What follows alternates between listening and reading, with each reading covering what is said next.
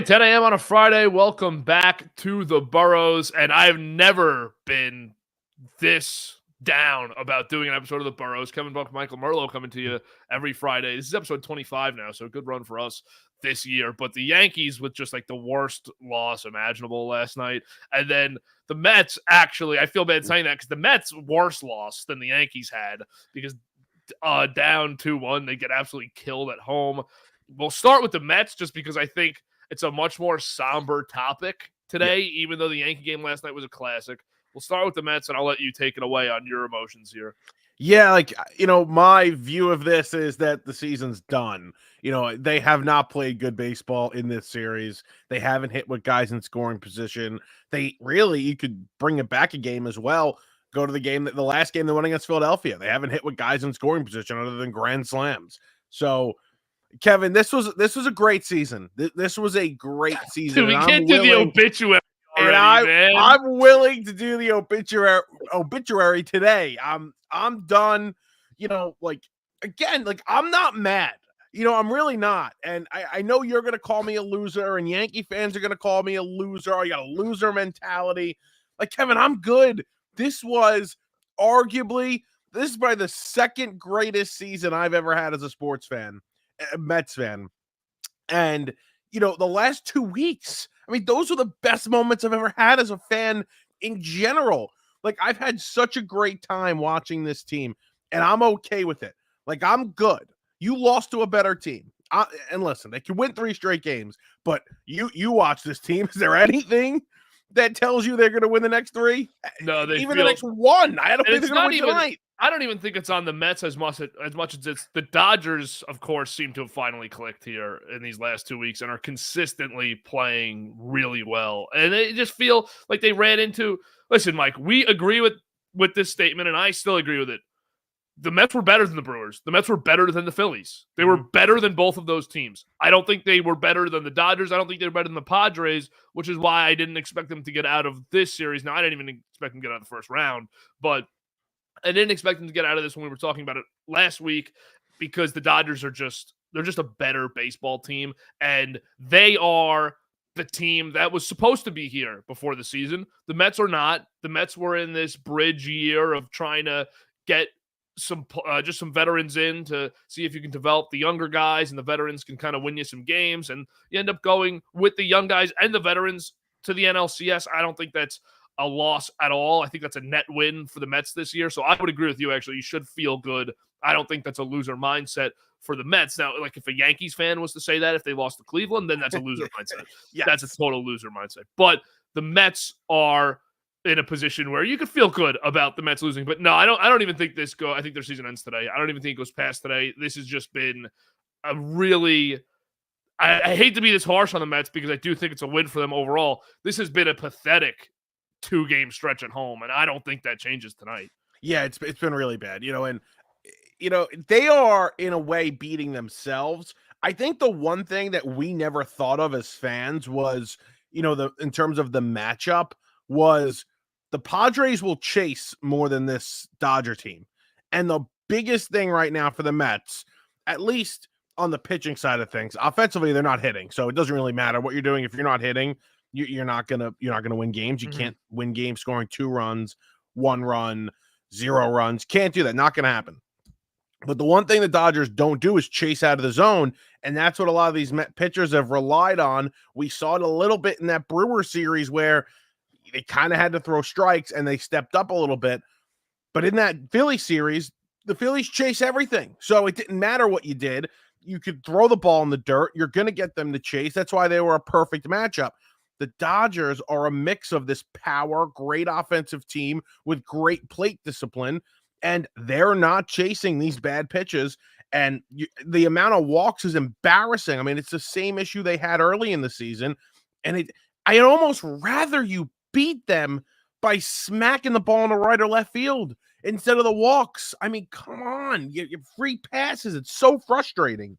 Yeah, it's been a rough stretch for the Mets pitchers here who, they run into just the best lineup in the league. We've been saying that all season. They run into the best lineup in Major League Baseball, and they, you get through the 1 through 5, right? If you're lucky to get through the 1 through 5, You have all these other guys that are hitting now. I mean, Tommy Edman looks amazing. He looks like Ted Williams in these games. And you have Muncy looks great in these games, and he was struggling to start the series against the Padres, but he looks great in these games. Now he's giving you great at-bats. So they're just clicking right now, the Dodgers, and the pitching's really good on LA's side too this series. And maybe that's the Mets' lack of offense more than it is the Dodgers pitching, but their bullpen's very good. I don't know if you remember me saying the one guy I thought the Yankees should really go after at the deadline was Michael Kopech, and Kopech looks excellent. Blake Trinan has some disgusting stuff still. Yeah. This guy, the movement on his pitches is unreal. I get that he's a risk to hang something every so often, but Trinan looks excellent. It's just a perfect clicking moment for the Dodgers right now in the NLCS, where all year they've been injured. All year they haven't been able to field the same team for a 2-week stretch, but now they've been able to have home field advantage here, play a team that is inferior to them, and I think that's a huge advantage after the battle they had with the Padres. And now this was their get right week, and unfortunately for the Mets, they're the victim of it.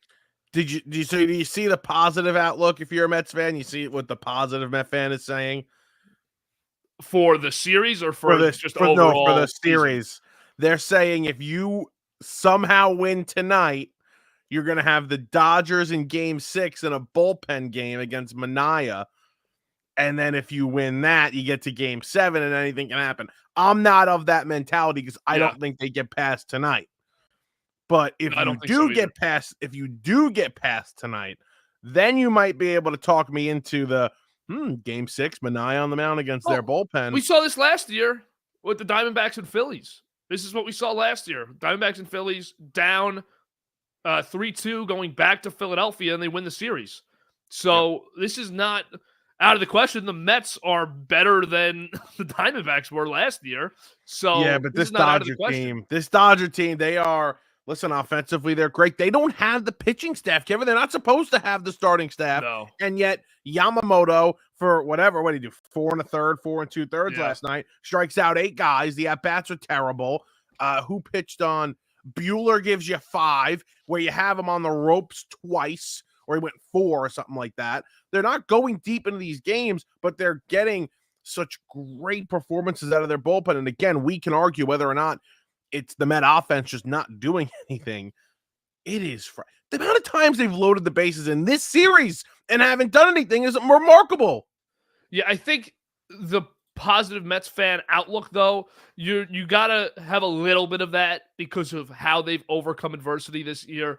I don't think that this is normal adversity. This is like historic adversity to overcome if they were to. I mean, 3-1 series deficit is incredibly difficult to go back from when you have to go on the road for the final 2 games of the series. You got to win 3 straight here against the Dodgers. Now, is it impossible? No, Mike. We know how baseball goes. One night at a time, one inning at a time, and you never know what happens there, but they just haven't been good. They have not been good. That's the biggest part of this for me is, unfortunately, it feels as if the Mets ran out of gas here also. Like, they are just not the team we've been watching for the last 6 weeks. No, they're not hitting I just credit the Dodgers pitching, but they haven't been hitting. I mean, I thought Winker went deep last night. I think we all thought Winker went deep last night, and that would have been a huge spark for them. Who knows what happens after that? Would have put it to a 7-6 game at the time. Would have been a 1-run game. You have no idea what happens after that if he actually ends up capitalizing there and putting it out. But I don't know, man. It just feels like they had a great run here for 6 weeks, and they're starting to get real fatigued. But tonight you're going to see their desperation game, and then you have a day off tomorrow. So if you win your desperation game tonight, obviously facing elimination, the must-win of must-wins is facing elimination. How many must-wins has this team had in the last month? Hey, I tell you what, they won all of them. They've been pretty good at them. So you don't count them out yet. And let me phrase it this way for you. If they won tonight, it would be 3-2 going back to LA. But what if it was 3-2 going back to LA and they've just been going every other game? So the Dodgers won game 3 and 5 and the Mets won game 4. 3-2 going back to LA, you're not counting them out yet. No. So it's the fact that they've lost 2 consecutive at home that makes fans want to count them out. But 3-2 is 3-2. And if you can get it to 3-2 going back to LA, it is that mindset, no matter how you got the 3-2, it's that mindset of get us to game 7 where anything can happen. Kevin, my mindset after losing game 3, and I saw this all over social media, and Mhm. my mindset after losing game 3 was this is like the fourth straight game where all of these issues of walks and not hitting with guys in scoring position had come up. Yeah. And really, the offense was the biggest issue. So I said they were done after 2-1. And that wasn't because they were down 2-1. That's because of how they looked for now a week against a Mhm. better opponent. That's why I felt that way. It wasn't that they were down. Like this team, again, like you mentioned, they've been so resilient. It would not shock me if they were playing decent ball and they came back. They're not playing good baseball now for a week and a half. That's my issue. That's why I don't think they have a chance. It's not because they're down in the series. Again, this resilient group, it doesn't matter to them. It's the fact that these issues that we saw in the beginning of the year, actually, not hitting with guys in scoring position and walking too many hitters and your starters not going deep enough into games, this is what's coming back to bite them in the ass. And it does also just feel like the year the Dodgers, who have been trying to assemble this super team for so long, feels like with Otani now, it just may have been the missing piece for them. And they made the nice complimentary moves in the pen. They have such a massive payroll. They have the second highest active payroll in baseball, way higher than the Mets. That's something that I don't think people notice here. You know, the Mets have the highest payroll, but the active payroll here is middle of the pack. Yeah. I think they're at like 180 million on the active payroll, and the Dodgers are higher than the Yankees, are way higher than everyone else because the Dodgers are paying Shohei Ohtani $2 million a year, which is just ridiculous still. But the Dodgers, they finally have put it together, this team that we've been ripping these guys for 7 or 8 years now. They can't get it done. They come up short. They've finally put it together. I don't count 2020. I could care less about that season. For this team, if a team that's never there won it, it would be different. But the Dodgers are always there, and the only time you could break through was a 60-gamer with no fans. I'm not into that. You got to do it in a full season. And right now, it feels like maybe this is just the year, and the Mets are one stepping stone for them in the way. But let me go big picture, which I hate to do here. We're still in a series. We're still in the NLCS with the Mets. But big picture, how much does this go? How far does this go with free agents? How far does this go with any sort of respect you get around the league, with players wanting to stay, with players wanting to take discounts to come play for the Mets now? Because if Pete Alonso, if the Mets want Pete Alonso back, and he's between the Cubs and the Mets, and you say to Alonso, your pitch gets a lot easier. We're gonna, short Alonso 20 million here overall, but we're going to sell him on, you could miss the playoffs every year or be a wild card bounce, or you could be a part of something special that you have built along with a few others, but that's going to happen with or without you. So are you willing to take the pay cut to be here for that? Or do you want to go for the money and go lose every year in Chicago or St. Louis? And that makes the pitch so much easier this offseason. So this overall year is absolutely a net win for the Mets. I mean, overall, you just feel great about the progress. They're so far beyond what any of us expected. The progress they've made is massive, and it's going to go a long way for them. But I would like to see them win a game here and keep this series alive, give us a game 6 or a 7. Yeah, can we bring this back to LA? You have nothing to Yeah. lose. Bring this back to LA. Obviously, I'm all doom and gloom. I want them to win the game. That's obvious, but it feels as though it's over. You make a good point. I do like that. I hate to say, like kind of what you're saying, and they're going to be back. Like this team's going to be back, because we thought that about the 2015 team, and they never went back. Right? They never, went as far. Get to the wild card, obviously, the next year. But this does feel different because of the people you have running the franchise. Exactly. That this is going to be an every year occurrence now, with David Stearns and Mendoza at the helm, knowing Cohen is going to invest heavily in the team. I'm not saying the payroll is going to be $300 million again this year, but there's $170 million coming off of the books of the big total number of $350 million. So your payroll is only going to be at 150. Kevin, if this series tells you anything, okay, they got to go get Corbin Burns. They do. No Juan Soto. You got to go get Corbin Burns, because you got to have a starter that can go 7 innings a night. You have to have that guy. And unfortunately, they do not have that guy because even Minaya, as good as he is, and I want him back, as good as Senga is, they walk guys. They have control issues, and there are times where they don't get into the 6th inning, into the 7th inning. Burns is there every start. Yeah. So I agree with that. And then with the sustainability of the team, it feels like you're confident in the fact that they can sustain this. But we know how baseball goes, right? A Lindor injury in June, God forbid, or in May, derails your whole season. You end up winning 85 games and you get bounced in the first round, similar to what happened to Atlanta this year. Yeah. Or, one or two guys hit the slump that just seems to never end, and just like Atlanta this year. Yeah. And you're saying, so there's going to be years, of course, where you're going to miss, and it stinks to come up close and not win at all, because that's something that, you don't get to very often. And Mets fans know that as well as anybody. That's why this Yankees run as well, which of course we'll get to, they need to get there. And you almost feel like they need to win, because how many years, even when you have a good roster, how likely is it that you're the best team in your league? It's very unlikely. Usually there is a team. Listen, just put it into perspective. There's 2 teams in Major League Baseball that can be the best team in their league.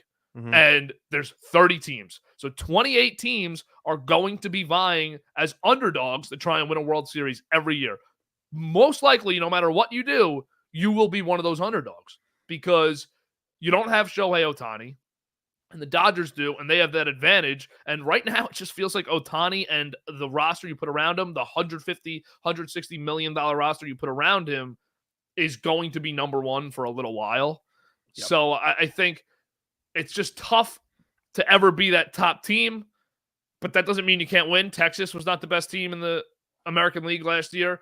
You get what I'm saying? I'm going a little too long-winded here, but the Mets, it's going to be sustained success, and there's going to be years more frequently, if they don't make the playoffs next year, they'll probably be back the year after, and they'll be a contender the year after. Right now, what we're learning in the Major League Baseball playoffs, you just have to get in. That's it. All you have to do is get in. Have a few good players, and get in, and let's see what happens. That's what we're learning. And I think they'll be in next year. I think, again, this is going to be a nice run of going to the postseason. Now, I've heard Yankee fans say this about the 2017 team, where it was so unexpected and it was such a great run that nothing will feel like that. And I almost feel like this is, and I don't know if we've used this comparison. You might have later in the year when the Mets were going on the run, because of how unexpected it was. But that's kind of a good comparison, because, this is supposed to be the start of what the Mets do now. That was the start of what the Yankees did with Aaron Judge. It just doesn't feel like if they go next year, it's going to feel as special as this, because of how unexpected it was. You almost expect it next season. And something that takes away that magical feeling is the pressure, because there is a pressure that we feel as fans of, man, they got to win. They cannot. Now it's real. The first time you go, it's all right. That was a fun run, but we're in it now.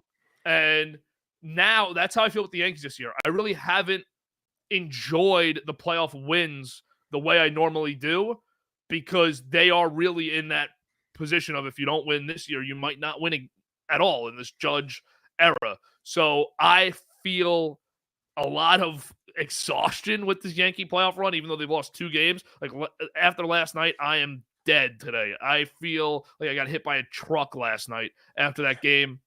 I was sick watching that game last night. And that's what comes with it too. That's what ruins some of that magic is. Now we have to win, because it gets hard. And we know it as New York sports fans who haven't won a title. 8 teams haven't won a title since 2011 when the Giants won. So and only one team's been back. Thank you, Mets. But this is not an easy thing to do, win a title or even get to one. So we know it as fans, as New York fans. We know we're not spoiled Boston fans who think it's just easy to go to championships and one of our teams will go every single year. This is tough to do. The pressure starts to set in after that first year, but that's why you have to enjoy that first year, because you're just along for the ride. And whatever happens, happens. If they lost to Philly, we were saying this is a win. This season is a win. They beat Philly. They were a Final Four team, and they're only going to get better this offseason. So you have to feel good about it, but the fun runs out quick if you don't win a championship soon. And it just starts to be, I mean, all year this year for the Yankees was just plagued by, do we have the team to win? I don't think we have the team to win. I don't know if we're going to win. You think about the World Series all year instead of just the playoffs. And the Mets are about to enter that territory. It's going to be interesting. It's going to be very interesting how the expectation changes into next season. It's going to depend on what they do. It's really going to depend on what they do in the offseason. It's going to be, and I'm excited. Again, I hate that I'm talking. I hate that I'm being this negative, but I don't see it. But let's get a win tonight. Let's get a win tonight and extend this, right? One at a time. One pitch, one out at a time. Let's go, Mets. They're not dead yet. A win tonight puts them firmly back in this because you have the day off to reset. Then you're going to LA and you're saying, just get us to game 7. Yeah. Just focus. One game at a time. That's all you have to do. The Yankees, I think, have to have that same mindset now. Lost last night, fell to 2-1. Last night, classic game from an objective standpoint. Really great playoff baseball game. One of the first games in the AL side of the bracket that actually felt that way, that it was a real playoff, electric playoff game. Yep.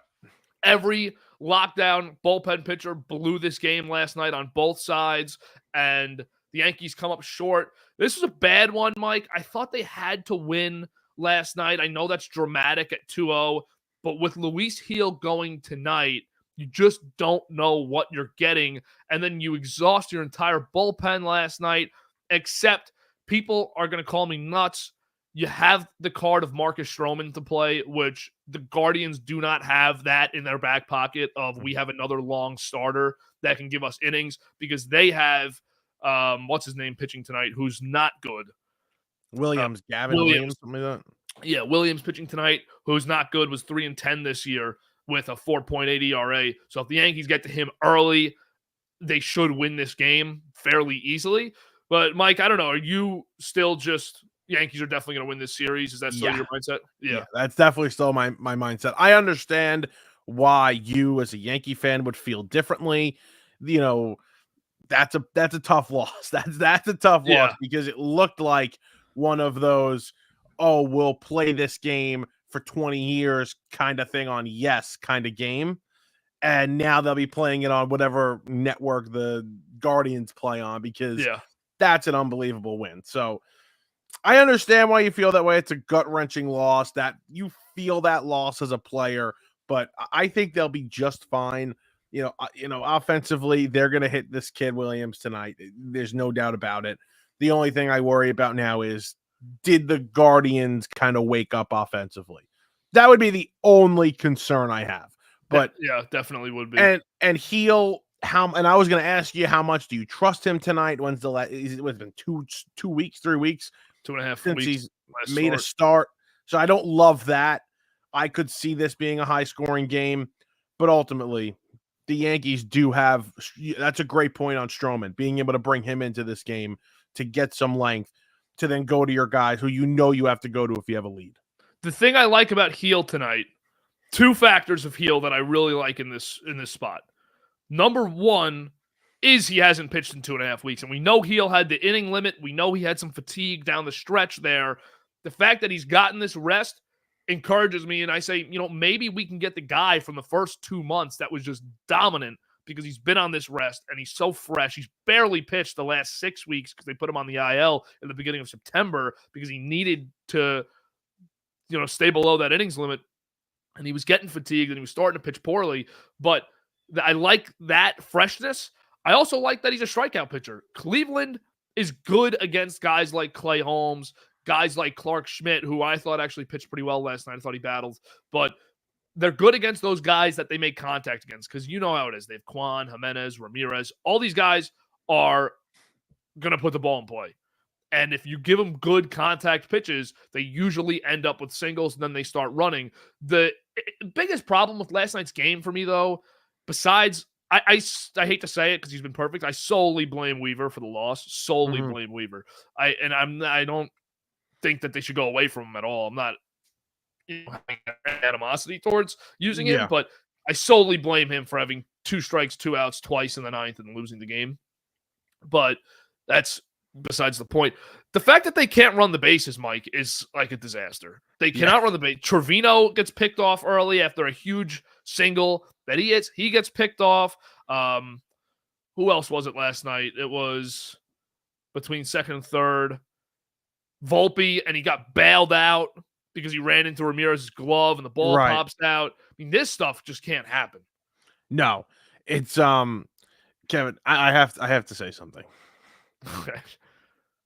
How good is Giancarlo Stanton gonna go down as the greatest Yankee postseason player of all time? Seriously, I'm looking at it right now. Bernie and Jeter, they played 121 games for Bernie, 158 games for Jeter. I mean, this Stanton has one of the highest OPSs all time as a Yankee. What is he on this list? 1, 2, 3, 4, 5. He's sixth on this list behind Ruth for most postseason home runs in Yankee history. And that most of them are clutch home runs. Yeah.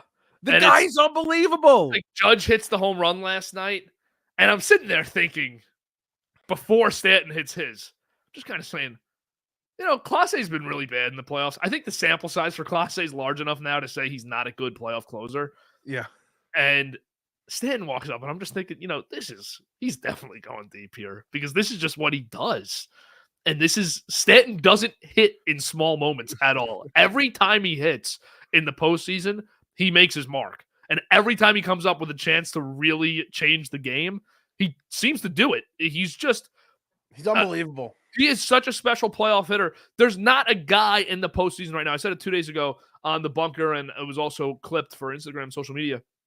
There's not a guy in this postseason on these 4 teams that you'd rather have up the bat in a big spot. He's just so great in the playoffs. It is crazy. And it's funny that Judge actually has more postseason home runs than him. I know. But Judge gets talked about as this terrible postseason player. It's because he's hitting 200 with a 750 OPS in the postseason. That's why. And Stanton's hitting 270 with a 1,000 OPS and in 15 less games has 1 less homer. But that's beside the point. And this postseason, he's not even protected. He's got Wells in front of him, who's been the easiest out, and he's got Chisholm behind him, who's like 2 for 17. It's crazy. It is nuts how he is. And he wasn't really criticized like crazy this year. I mean, he had a pretty good year for them, considering the expectations. But it's like now, I don't care what he does he could not play in the regular season. Get him to the playoffs. After those first 2 Kansas City games, also the home games, people wanted him benched. They were just like, don't play him because he cost them base running twice in those games. They're like, bench him. And I'm thinking, you got to at least give him, and this was stupid mindset also. I'm not taking credit for anything. I'm saying you got to at least give him his first 2 at-bats because he can do damage in those first 2 at-bats. But then what happens when Jason Dominguez comes up in the 8th inning in a big spot and pops out? Stanton probably would have went deep or doubled the gap. So, yeah, he is ridiculous. He's cementing himself, too. If he already didn't cement himself as a Hall of Fame player, his postseason accolades now are going to cement him as a This definitely will. And he has plenty of games left, at least in this postseason, too, because if they don't get to the World Series, they still have 4 games left. This is going 7 if they lose. The Yankees, I can't see losing in sooner than 7. I could see them losing in 7, but they have to lose tonight for that to happen. But this is going to go 7 if the Yankees win. And if they don't, then they have more games in the World Series. And Stanton can finally get to the World Series and perform there. He'll get to 500 home runs. He's at 430. I would expect him to play a couple more years to get to 500. Yeah, and he's got a few years left on that contract, so he definitely doesn't want to retire in the middle of that. I don't think the Yankees will ever get rid of him either. I think he's a Yankee till the end of his career. Not that they won't try to get rid of him. There definitely will be points where they try to move the contract, but they probably never will be able to because of that regular season. But Mike, it's crazy because you watch him in the regular season and he's got this awful plate vision. He works no good at bats. And he'll still hit you 30 home runs a year. So no doubt about that he will produce 30 homers, 90 RBIs a year.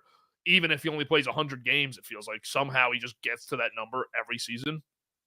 But he's terrible at the plate in the regular season. Yeah. Now, I mean, the guy's got Barry Bonds' eye in October, and he doesn't swing at anything outside of the zone. And if you put anything in the zone, he punishes you. And the exit velocities, you never see. They show these after like every game or every time his 3rd or 4th at bat comes up. You never see 71 mile an hour ground out. I remember he had an out to Bobby Witt in the second or third game of the Kansas City series, and it was like the softest hit ball he had all night. Yeah, it was the third game because that was the game where he had the double and the home run and they won 3-2. And he also grounded out, and the ground out was his softest contact of the night. It was 112 miles an hour to Bobby Witt. I'm like, this guy is unbelievable. He's seeing the ball well. Yeah, he's seeing it well. And that's why I'll put the positive blinders on, which is how I genuinely at my core feel, even though I'm so stunned from last night's loss. That's why I can't see them losing this series, because you have Stanton hitting, Soto gets on base all the time, Judge now 2 games in a row with a home run. You got to start to think Judge might be coming along here. And even if you can just get Judge hitting 240 the rest of the way, but hitting a couple home runs, drawing his walks, that's Glaber's fine. been good. Glaber's been good. Anthony Volpe is my top performer. Seems to be getting on base twice a game right now, playing a good shortstop. Verdugo's been giving you good at-bats, giving you a hit every night. If they could just get a little bit out of the catcher spot here, because they have gotten nothing from Wells this postseason. And if you can get Chisholm just going a little bit from Jazz, because they got to get him on base once a night to create the running threat, then they're really good. But their pitching's been good. Last night, I'm not going to get too crazy about the first poorly pitched game overall of the postseason for them. But yeah, I guess you kind of, if you're pessimistic about the Yankees here, you're not really watching them, I think. You're reacting to a really bad loss. Yeah, and it is, because you're right. That's when Judge and Stanton hit those home runs. I'm thinking it, and everyone else is thinking it. This could possibly be the signature moment of Judge's career and of Stanton's career, of them playing together back-to-back in the ALCS to take a 3-game lead and potentially clinch their first World Series berth. That could have been their defining moment. And now it can't be because they lost. So that was just a real stinger last night. Let me say this about Weaver. It felt as good as he's been. And I ended up throwing the game on late on the radio to listen to Sterling. It felt as though, and this is just my feeling and how I've felt for a couple days now, that as good as he's been, he was going to blow one. He was just so due. The story was too good. This is a journeyman guy who was never in a situation like this. It felt as though he was so due to blow one. I didn't think it would be last night, but just at some point, he was going to blow a big one. And he blows the biggest one he probably could have blown. Yeah, that was a rough one. Yeah, that was rough. That was bad. That was a rough one for Weaver, who's been great, who's been a great story. But then for Holmes to come in the 10th, man, and he's been so good. Yeah. Thinking, can you just get us 3 outs here, get us the 11th? Because after that, Cleveland had nobody left. And I'm still thinking in that moment, the Yankees have the Stroman card. For extra innings, you have a guy that can go at least 3 or 4 and possibly win you this game. They still had that. They still had Jake Cousins, and Cleveland had nothing. So I'm thinking we got to get through this inning, and we'll be good. Top of the order is coming up.